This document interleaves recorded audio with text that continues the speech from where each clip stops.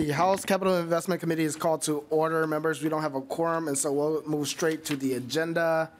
Today we have the Office of the State Auditor here before us to present on stress tests. And so with that, welcome, Auditor. Please identify yourself and proceed. Thank you, Chair Lee, members of the committee, and thank you for all of the, I want to take a special moment to thank the staff who helped us get set up, and I think you're very lucky to be served by the tech people that you have here. So with that, as you're seeing on here, and you also have a handout, I believe, from us about our infrastructure stress transparency tool. Now this was this tool provides maps and reports on size, capacity, location, age, finances, and users of city and special district water and sewer systems that provide, there's a lot on this. Just realized that sentence is quite a deal. So this tool basically brings a number of data sets together and puts them to maps to visualize them. Now, the project grew out of the University of Minnesota's 2015 Smart Cities and Infrastructure Convergence Colloquium. State Auditor Otto at the time and a team of collaborators worked to create this series of interactive maps. And so for the first time, we've got it visualized our civil infrastructure. Now, this tool was launched in 2016. We've also had a recent update, and this is the group that works on it. USpatial at the University of Minnesota, infrastructure data experts from Department of Health, Pollution Control Agency, Public Facilities, our office, the Minnesota Infrastructure Alliance, you may have known them as Minnesota 2050, and the initial funding came from a serendipity grant from the University of Minnesota, but since then the funding comes from a Bush, there were some Bush Foundation grants, but right now it is primarily funded through our office in our operating budget. So let's get into the data. Here we have OSA senior researcher John Jernberg, who's been here through the entire life of this tool, and I think he does a great job of explaining that.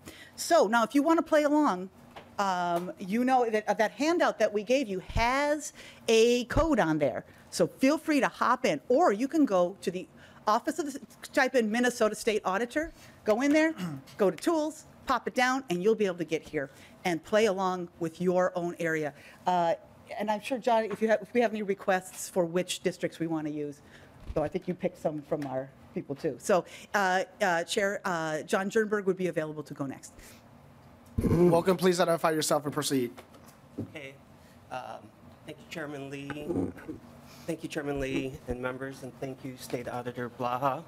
My name is John Jernberg, and I've been working on this project since 2015, and it's been exciting for us that work with a lot of data because it has been soloed. We've had Department of Health data, we've had Minnesota Pollution Control Agency data, but we weren't able to merge the sets without people having to do a lot of the work themselves. So this tool brings it all together, and I think it's a very exciting piece, and it will be becoming more robust over the next 2 years as we add the lead service lines to these maps, and so we can see where there are still lead service lines in the state.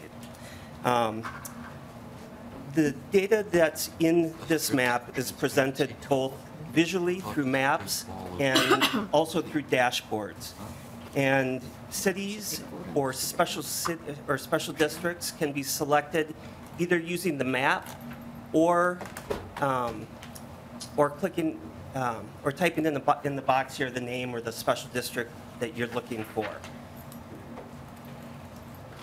There are a series of 12 maps, and to find the maps, you click on, under the Maps tab, you click on what you want to look at: water, sewer enterprises, asset management systems, things like this.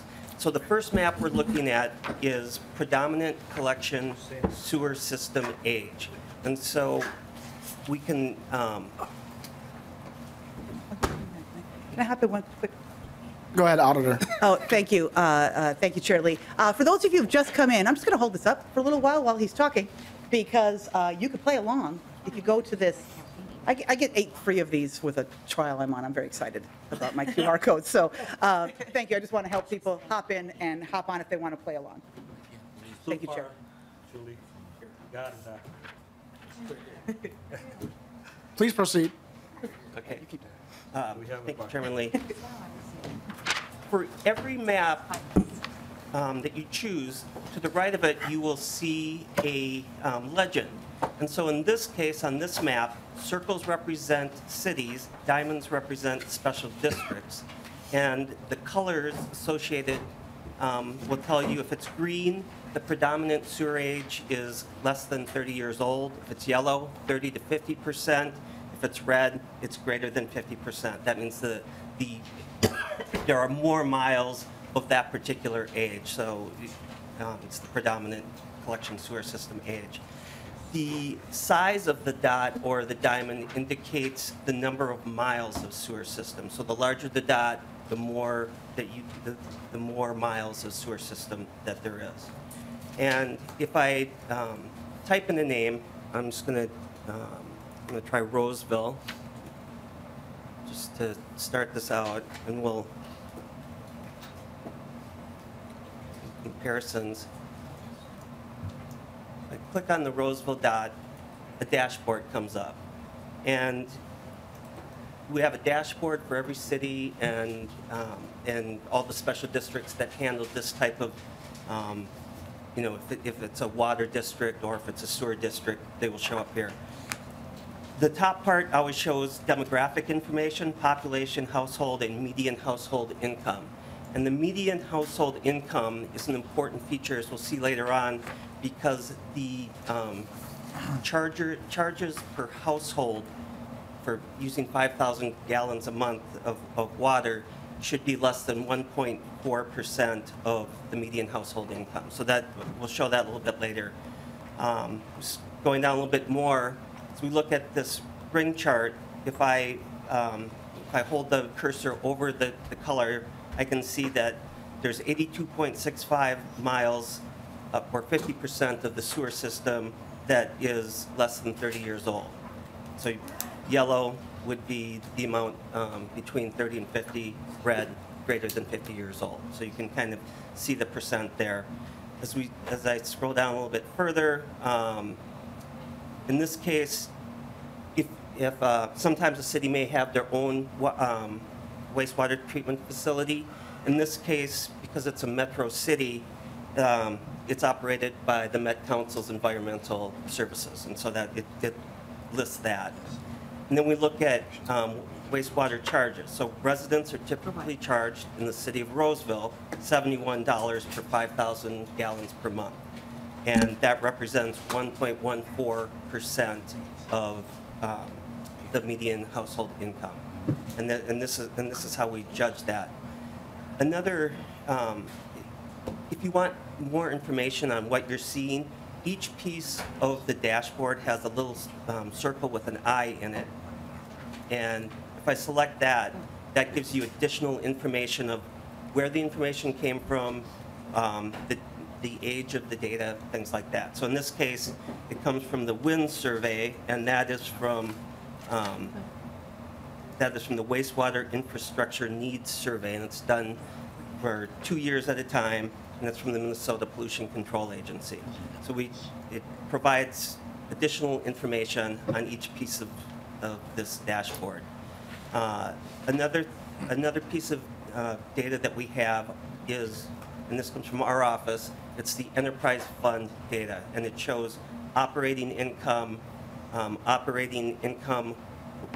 without depreciation included, and then net income.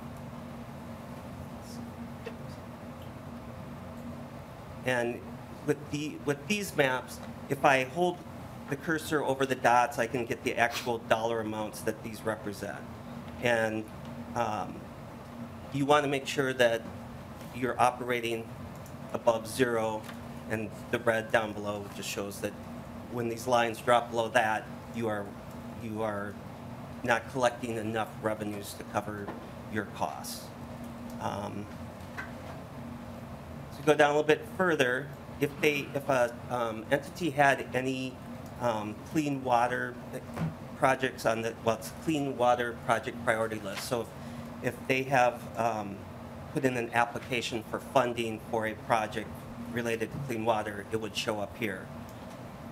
The next piece of data is drinking water usage and storage capacity. It kind of tells you how much water you can produce in a day and what the storage capacity is within the towers or underground and things like that. So we go down a little bit further, we can see what their water assets are. Is it wells, is it standpipes, treatment plants, and then for storage, is it elevated ground, hydro-pneumatic, or other types. Water Enterprise Fund income, same as for sewer. We want to see things operating above the red line, or at least trending up if they're not. Generally, that means they're going to have to raise the amount that they're charging for water. And then, again, drinking water PPL, drinking water project priority list, if they have applied for grants or loans, it would show up here. And the final piece of data is asset management. And so the Minnesota 2050, that's what it was called, they survey all of the cities and special districts in the state to find out if they have an asset management system in place, if they do, the name of it, and then what part of it, is it mapped, is it just data, and kind of what things that are measured. So that's kind of what the dashboard looks like. Shirley, are there any questions? Or Members, any questions? Representative Carroll. Thank you, Chair, and thank you for the presentation, and good to see you, Ms. Blaha. So you mentioned water usage. Do you have an average for example, a family of 4? How much water would they use? Mr. Jernberg. Chair Lee, Representative, we do not have that as a data point in this piece. I think that that the 5,000 gallons is probably what the average is per household in the state. One thing, I'm gonna clear out this filter. One of the other things, we have a number of demographic filters, and so I can do it by household income, population. Let's see here. Yeah, that is not a filter that I have. Auditor Blaha. Thank you, Chair Lee. Thank you, Representative. And this is a great opportunity for us to hear what your questions are. I know you have a busy committee meeting, but if you ever have a specific question like this, or you start digging in here and say, I wish we had this run, please call us. This just makes our day when we hear about an interesting data set that you're looking at, and it can help us, again, move things ahead. John Jernberg himself will be happy to talk with you, and sometimes we can run data for you, a specific poll that you're looking for. Representative Carroll. Thank you, Chair. Just put in context the 5,000. Where'd that come from? I mean, why that amount? Mr. Jernberg. Chair Lee, Representative, that was determined by the data experts from the Minnesota Pollution Control Agency. It's a figure they use. I'm not sure where it comes from. Okay. Originally, that's not my That's all you expertise. need to say. I don't know. Okay. Yeah. So before we move on to more members' questions, I do want to acknowledge and welcome our guests from Spring Grove Elementary who are here visiting us. Thank you for coming by to visit us. Elementary? Is that elementary? That is elementary, yes. Wait, what is it? Yeah, I think they're growing real tall out there. Secondary. Well, sorry, I apologize. That was the information that was given to us, and so I think the Historical Society needs to update their information they're providing to us, and I think the Historical Society is here too. So I was looking forward to seeing their basketball team. They're going to get kicked out of school for not shaving. So right now, why don't we go to Representative Hansen? Thank you, Mr. Chair, and good to see you, Auditor Blah. You know, the logical question that comes up is if we have all of this information at our fingertips, if all Minnesotans have this at their fingertips, why is the Public Facilities Authority using only median household income across the 7-county metro area when they're looking at implementing both federal dollars and state dollars for affordability. Auditor Blaha. Thank you, Chair Lee. Thank you, Representative. I'm going to take that as a rhetorical question. Our job is to give you the data so you can make a decision based on facts, but I think it's a fair question. All right, members, any additional questions? Seeing none, thank you, Auditor, and your office for coming by today. So next up on the agenda, we have the Minnesota Historical Society.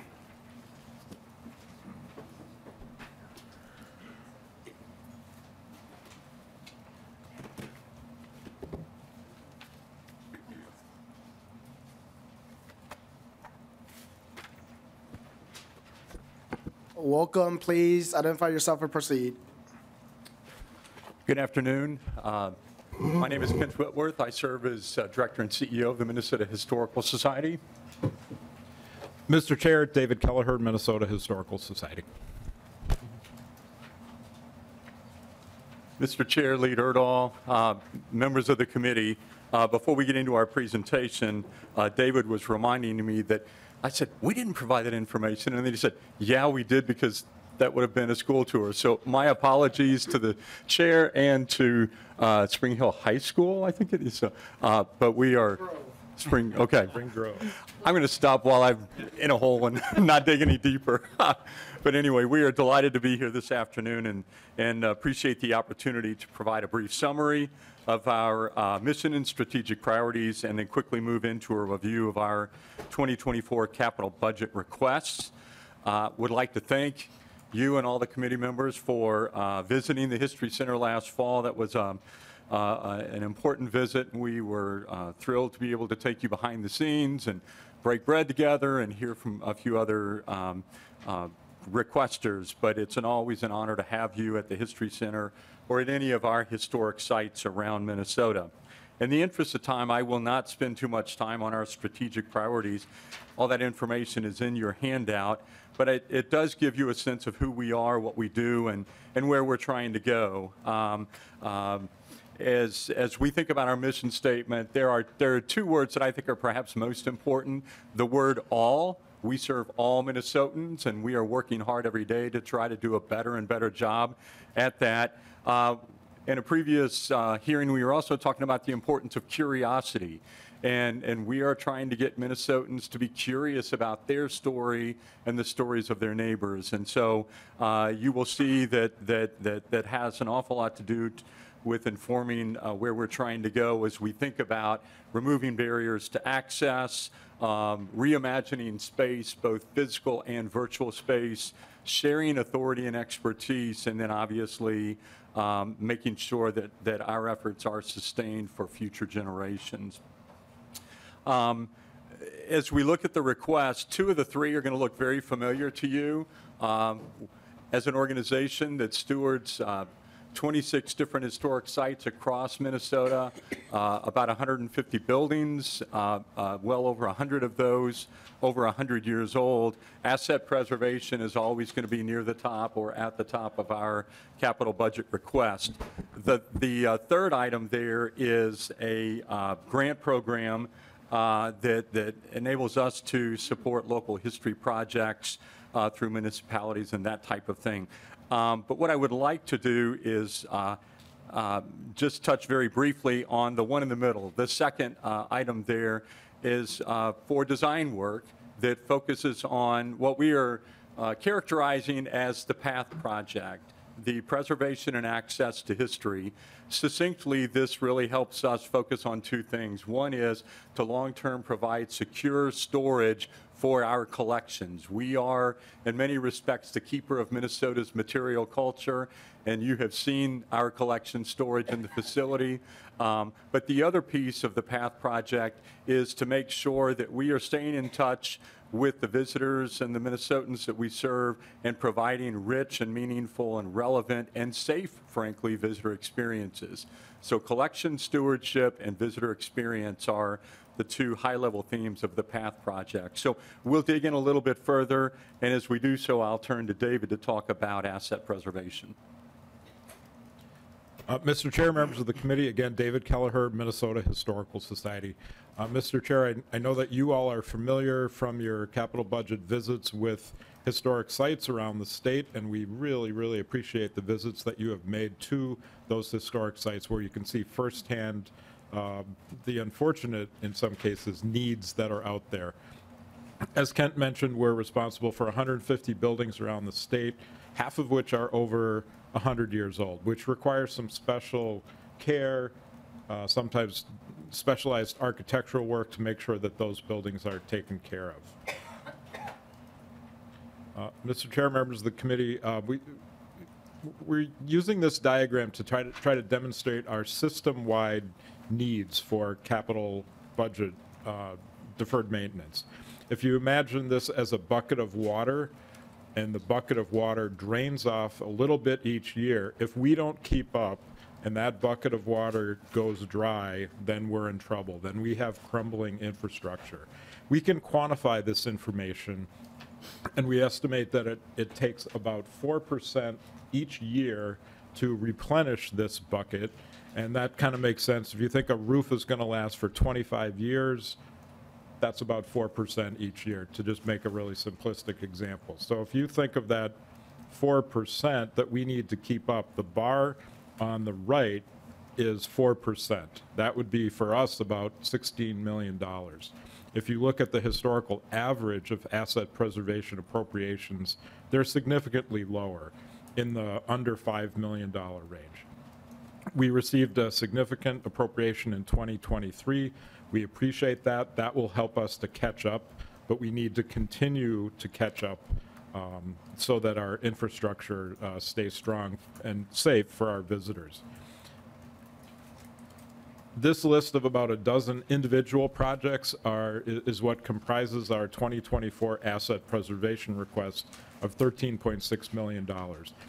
Projects around the state at places like Fort Ridgely, Fort Snelling, Snake River Fur Post, and et cetera, et cetera. You can see the list. So individual projects that will be carried out by our project managers in that order, that is in priority order. Mr. Chair, members of the committee, I know that you all have been interested in what did happen with the appropriation that was made in 2023. And this is a work plan for those projects. A little bit hard to read, but each line is an individual historic site project. Most of those projects are underway in design, and again, sometimes requiring specialized historical preservation architects to get the design moving forward. And we plan to have all of those projects underway and completed before the deadline for spending those projects. And I won't spend a lot of time on each one, but there's information in your packet. I know you all have been to a number of these locations before. The good, bad, the ugly, and always interesting to go and visit.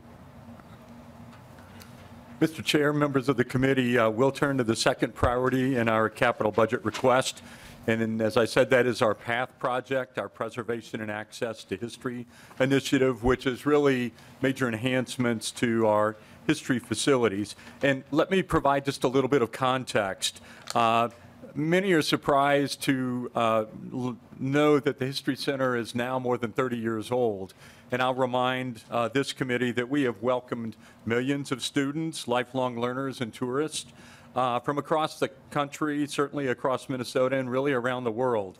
And we are very excited about the next 30 to 50 years of the History Center, not only to continue welcoming guests, but also to become more of a center of engagement for all Minnesotans as we talk about the alignment with our revised mission statement. A couple of things that were not present when that building was designed first and then built. Think about it from a technology standpoint. That building was designed in the late 80s, opened in 1992. That's really pre-internet. And we have made some upgrades, but we were not able to do a comprehensive upgrade from a technological standpoint.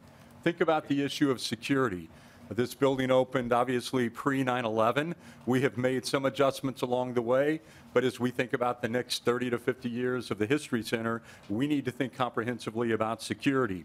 And also, if you think about physical access, that building opened, as I recall, pre the Americans with Disability Act. And then finally, obviously, it opened pre-pandemic, and we're all continuing to sort out what that work, recreation, and balance is, and what do workspaces look like in a post-pandemic environment. So huge issues for us to consider as we think about the next generations, the next generation of the life of the History Center. And so this is the logical time. We have been engaged in some master planning. We've engaged the Perkins and Will architects, have a presence here in the Twin Cities, and have deep experience and expertise with museums and cultural facilities across the country. Let me start with one of the priorities of the project, and that is collections care.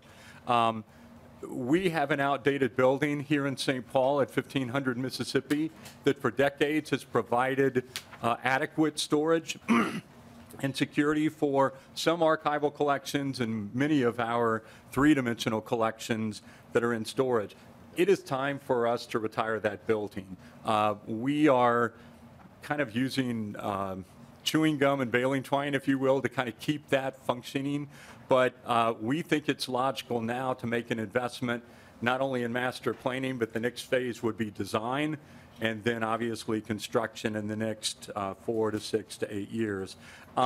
So collections care, stewardship of Minnesota's material culture is high on our list with this PATH initiative. And the second is just visitor experience. And if you think there may be a few images that can help us think about the different ways we engage the public. And we also store collections at the History Center. We have small pieces of paper, we have vehicles and structures, and literally everything in between. And you see an example of literally back in the fall, you saw archives stacked to the ceiling in at least a two-story space. We have maximize that space, but we also have some unfinished space in the History Center that could be converted, and that is a part of the collections care process. And then we will likely need to build an off-site dedicated storage facility with the appropriate climate control and security controls as well. So if we just say, I'll say a few words just about the visitor experience as well, as we think about engaging people that are experiencing exhibitions, that are doing research, that are having educational kinds of experiences, both formal and informal, as well as just continuing to be a place of engagement as communities grapple with relevant issues and they need a historical perspective and historical context.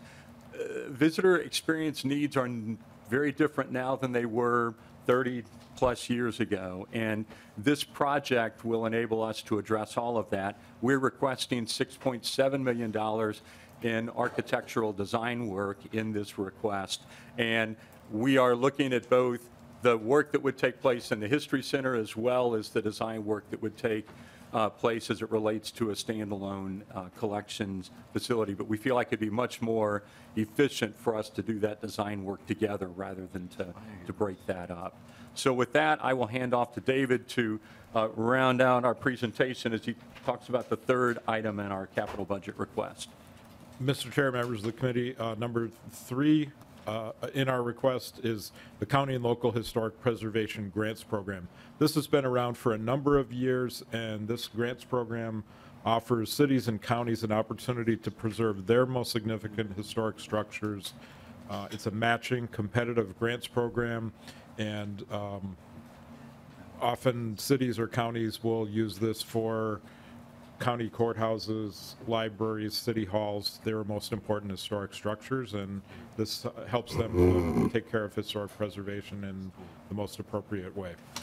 So, Mr. Chairman, with that, that's the end of our formal presentation. We're happy to answer any questions. We really appreciate the opportunity to come before the committee and discuss our capital budget request. Thank you both. First up, we have Representative Franzen. Happy Wednesday. Thank you, Mr. Chair. Say to either one of you, Mr. Whitworth or Mr. Kelleher, I did go over the governor's bonding proposal, but For the life of me, I cannot remember off the top of my head how much he had requested. Could you remind me in the body? Director Kelleher. Mr. Chair, Representative Franson, the governor's recommendation was for $5.5 million for historic sites asset preservation and $1 million for county and local historic preservation grants. Representative Franzen. So 1.1 million for county and local, and you said how much for the, Mr. Chair, 1 even for grants and 5.5 for historic sites asset preservation.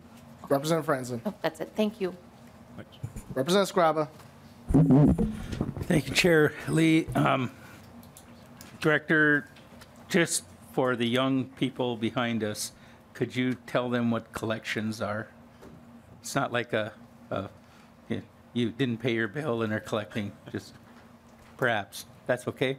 Thank you. Chief Executive. Chair Lee and Representative Scriba, thank you so much. No, we are not talking about collecting in a financial setting. The collections that we're talking about are those items that help us preserve and tell Minnesota's stories.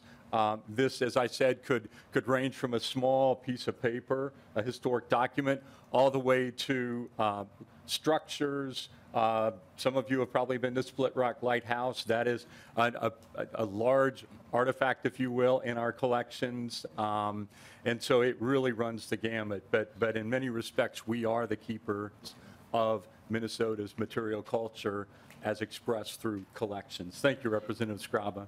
Representative Scriba. Thank you. Thank you. Members, any additional questions? Seeing none, thank you both for coming before us today. Thank you. Next you. on the agenda, we have House File 3870. Representative Olson. This should be an easy yes.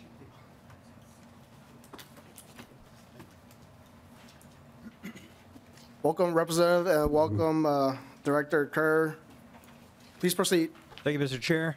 House File 3870 only needs to come to this committee because of one little section at the back, subdivision 4. What this bill talks about is a new way in which the state can deal with assets, including the military, so state armories, things that the state possesses, and how we can go about interacting and working with cities and local governments in order to potentially get rid of or build new armories in the future. So the last section is the only portion that applies to the Capital Investment Committee. So before you go, Director Kerr, I do want to move House File 3870 to get it before the committee with a recommendation that be laid over for possible inclusion in a future bill. Director Kerr. Thank you, Mr. Chair, members of the committee. So I'm Don Kerr. The bill in its form actually applies to the authorities of the Adjutant General. The particular provision that was added at the request of Minnesota Management and Budget was to protect the state's interests in cases where we do take funds from this committee or bond proceeds to do renovations to facilities to ensure that we weren't renovating facilities and then selling them and keeping the money in the account. That provision is there to ensure that buildings that have been improved with bond proceeds would follow the statutory process for recovering the service on those bond debts into MMB. And so that is the provision that's in the bill that relates to the agency, or to this committee, excuse me. Thank you, Director Kerr. Representative Erdahl. Thank you, Mr. Chairman, and Representative Olson. Just so that I understand, are you saying that the state of Minnesota should take care of property that it owns? Representative Olson. I would say that if the state owns it, it's their responsibility to either take care of it or dispense with it as the state determines. Representative Erdahl. Thank you. Members, any additional questions? Seeing none, closing comments, Representative Olson. Thank you so much for putting this in front of the committee. Thank you, Representative Olson. The bill is laid over.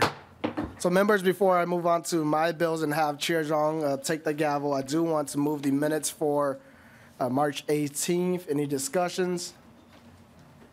Hearing none. Representative Scriba moves the minutes for March 18th. Thank you, Representative Scriba. Hearing no discussion. All those in favor say aye. Aye. Those opposed say no. The motion prevails and the minutes are adopted.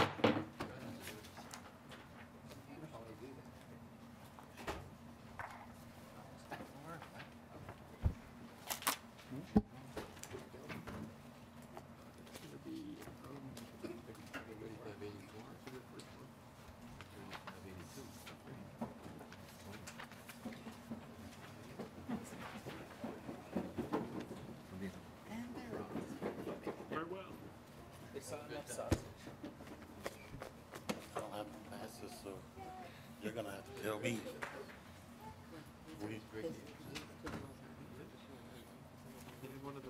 Okay.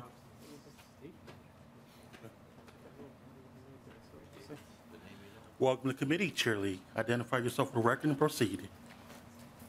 Which bill, Mr. Chair? I believe we are on House File 3584. All right, thank you, Mr. Chair, committee members. House File 3584, as you know, when we travel throughout the state, many communities are telling us that they have reached their capacity on taking on more debt, and so that's why they're asking the state to help support them. And so this bill would just add on a requirement for them to provide their debt capacity to MMB when they go through the MMB process for submitting their capital projects. Discussion? Do you have any testifiers, Mr. Chair? Or members of the audience want to testify? I have Craig Johnson from the League of Minnesota Cities.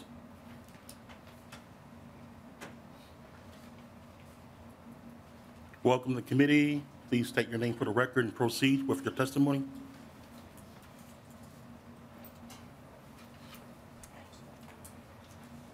Mr. Chair, members of the committee, Craig Johnson with the League of Minnesota Cities. I am not going to go into a detailed discussion of this today. Happy to do that at a later time when if the committee desires that. Just want to point out a couple of things on behalf of the cities in Minnesota.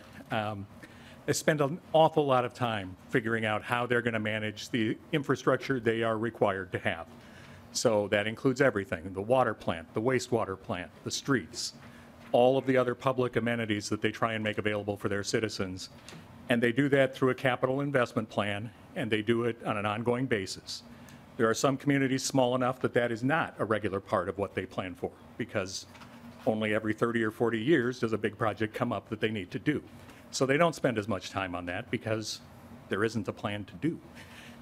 This interrupts exactly in the middle of that and how cities can get the financing they need. And I think to just summarize our concerns with the language the way it is right now as concisely as possible, if you have enough money under this plan to put aside the cost of the facility for 20 years on a regular basis, you can then ask the state to get free money for the first time.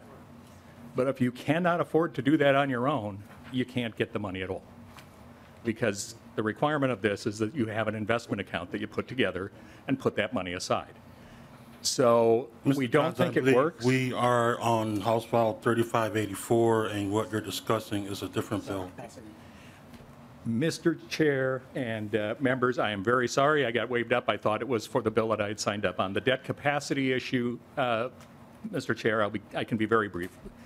We think that that is a legitimate piece of data that is readily available from cities in their annual financial reports.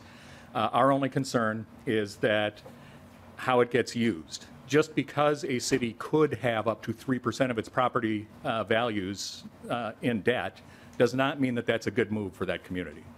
It could actually be that that would cause a huge property tax increase trying to meet the payments on that debt load, and it would also leave you with no capacity for other emergency needs that you might need to finance in your community.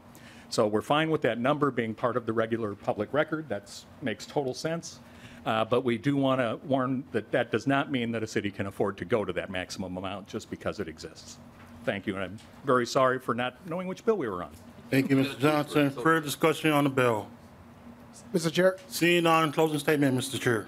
Thank you. I guess to close it off, and I appreciate the league bringing that up. And I think the example that I use is that, for MMB, we have 3 debt capacity guidelines that we have to follow when we think about, putting and structuring our bonding bill. And oftentimes, I think that, when Chair Murphy was here, when I've been chair for the last few biennium, I have always wanted us to go up to the maximum amount that we could allow, 3.2, 2.5 in the previous years, but we never get up to that amount. And so I think that, we should, also have the same expectation that just because they have the local communities have the capacity to do so, that they are being good stewards too. And so we just need to know this information so that when we're putting our budgets together, we actually have all the information that's needed. Thank you, Mr. Chair.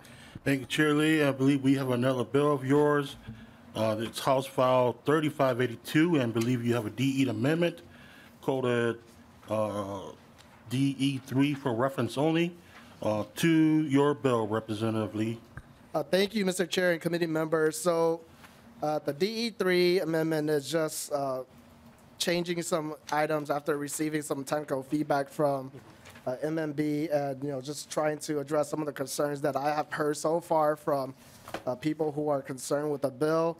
And so what we did in the DE3, we clarified that the commissioner means the commissioner administration, who will have more expertise to accomplishing what we're trying to do with the bill. And then we're just adding the definition of preservation as an allowable use for the replacement account. And so the purpose of House File 3582 is for us to really look at this, when we have projects in front of us that are asking for our support. As we have seen on the tours, communities have put in infrastructures over 30, 40 years ago, and now it's to the point where they need to be replaced. And I think that, for us to be good stewards of the public's dollars, we should have a plan in place and require a plan in place so that there are, dollars going towards this replacement, so that they're, local communities are not just coming to the state of Minnesota to fund the same projects over and over, where, over the last few weeks, we have heard from all of our state agencies where our state assets are growing. And, just to remind the committee, the request from state and local this year, is over $7.6 billion. And for us to really address that, we do need some help from our local counterparts. And so this bill will require the establishment of a replacement account that could be used for major rehabilitation, expansion, or replacement of the project. And then the DE amendment did add for work that will be allowed for it to include any asset preservation work. And then admin will be in charge of figuring out the minimum deposits that are required to be put into the account. And then we also have the state auditor giving them the authority to look at these local government's account as an audit. And then we provide exceptions to projects that receive funding through the WIF program, because they are currently doing this already.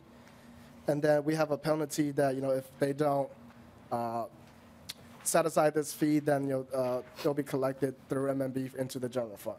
And with that, Mr. Chair, I'm open to any questions and public testimony if there are more. Any public testimony? Welcome back, Mr. Johnson. State your name for the record and proceed with your testimony. Thank you, Mr. Chair, members of the committee. Craig Johnson with the League of Minnesota Cities, and this is the bill I started talking about last time before I realized we weren't on it.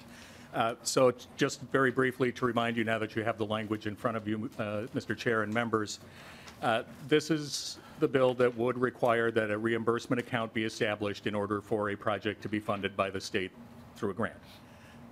That means you have to have the financial ability and the cash flow to be putting money into that account on a regular basis, or you can't get a grant to do the project. And that just does not work. It makes it so only cities that already could have financed the project on their own would be eligible to get the grant money up front to do the work. So, Mr. Chair, we would happily continue to work with the chair. We do understand the need to find ways to watch the state's money and to make sure that cities are prudent in how they are using it, but we don't think that this approach will work with where money is needed and why it is needed. And I won't go into the details on that right now, Mr. Chair, but happy to answer any questions. Thank you, Mr. Johnson. Discussion. Mr. Chair, real quick.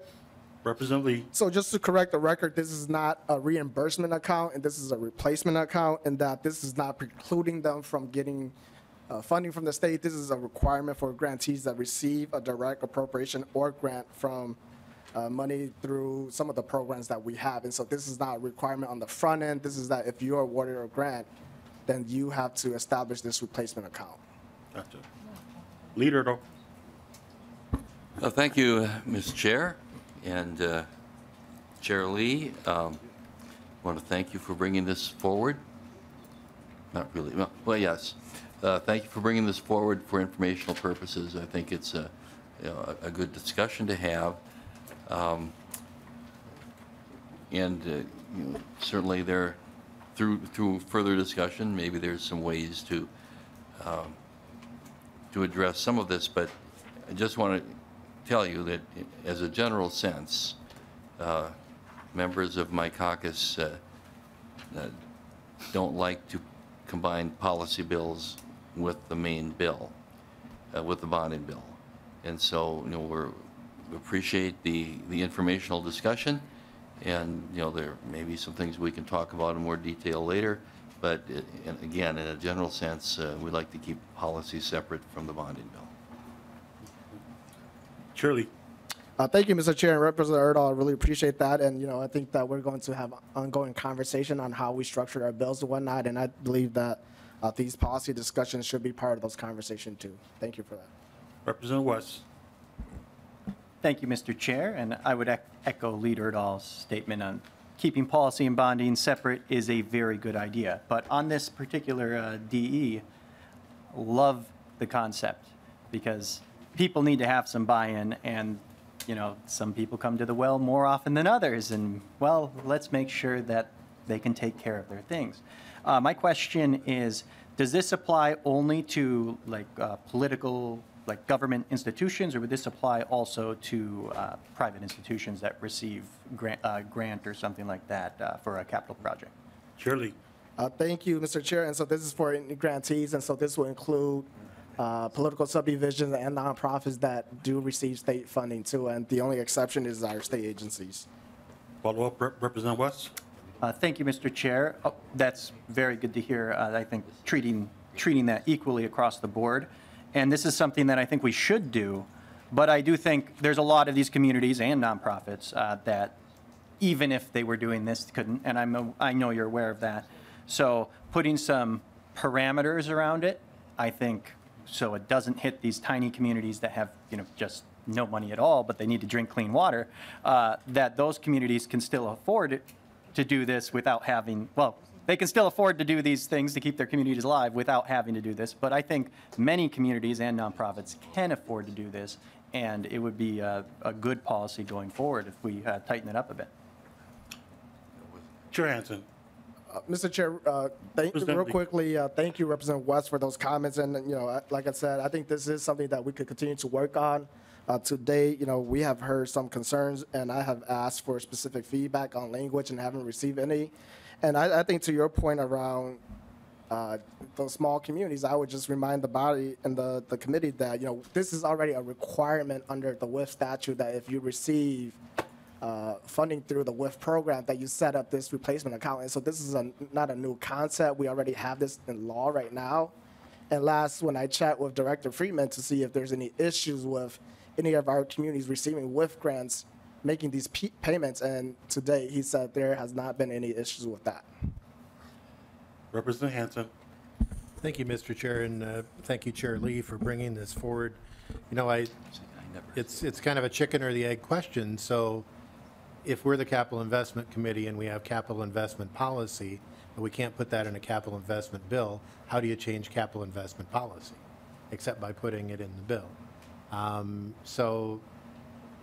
Having traveled around the state, it's always kind of surprising to hear as a rationale, a reason for receiving dollars is, quote, that the state should pay for this, that the state should pay for this, that the state should pay for this.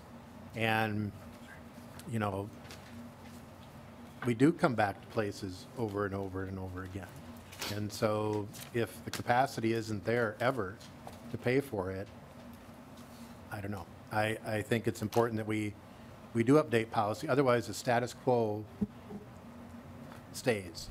And our state keeps changing, and needs keep changing. And if we don't change some of our basic policies, we're going to fall behind and keep doing what we've always been doing because that's what we've been doing. And they may be very poor investments if we have to keep coming back over and over and over again. Shirley. No comments. I really appreciate that feedback. I'm told that we have one more testifier, Scott Carlson. Welcome to committee. State your name for the record and proceed. Scott Carlson, Mayor of North Mankato. Thank you, Mr. Chair and committee members. I'm here, I'm actually excited to hear what I was hearing from Representative Lee. I know in the bonding committees, both Senate and House, we're down in North Mankato. We've been asking for our second phase, money for our second phase for bonding for a regional rec facility in North Mankato. I'm excited because when I hear what we're bringing before you right now, it's exactly what I told the committee members, any of you that were there. I said, we would love to be supported with this bonding, but as a first-term mayor, never been in elected office before, it was disheartening to see how many people, when I testified last year, were asking for costs for roof repairs, refrigeration units for ice arenas, things like that.